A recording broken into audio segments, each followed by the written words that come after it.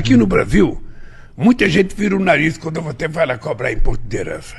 E eu estava na casa de um cidadão rico. Ele dizia para o filho dele assim: olha, meu filho, uma casa como essa que você mora, aqui em São Paulo, se fosse nos Estados Unidos e eu morresse, você teria que pagar 40% de imposto. Isso o pai dizendo para o filho. Nos Estados Unidos. Nos Estados Unidos, se fosse essa casa aqui e eu morresse, você teria que pagar 40% de imposto. Aqui no Brasil, sabe quanto que a gente paga? 4%. Aí você vê a diferença que você pode melhorar o país.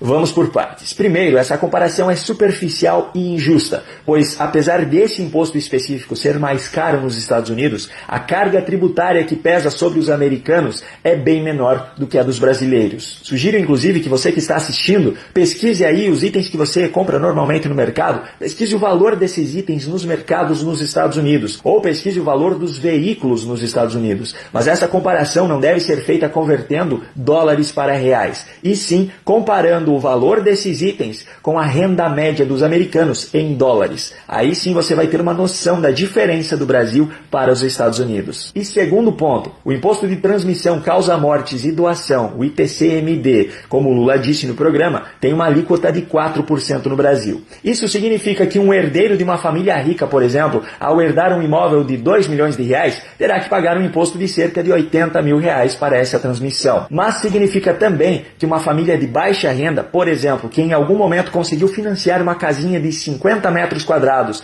em um terreno bem distante do centro da cidade, um imóvel que hoje deve valer em torno de 300 mil reais, valor que varia muito de região para região. Quando esse casal falecer e o filho deles herdar então esse imóvel, ele terá que desembolsar um valor de cerca de 12 mil reais de imposto. E aí fica a pergunta, uma pessoa que já está passando por um momento emocionalmente muito difícil, que provavelmente está tendo que arcar também com despesas de funeral, vai ter condições ainda de tirar do próprio bolso 12 mil reais de uma hora para outra, apenas para pagar imposto. E detalhe, esses 4% de alíquota, Lula ainda acha pouco. Aqui no Brasil, sabe quanto que a gente paga? 4%.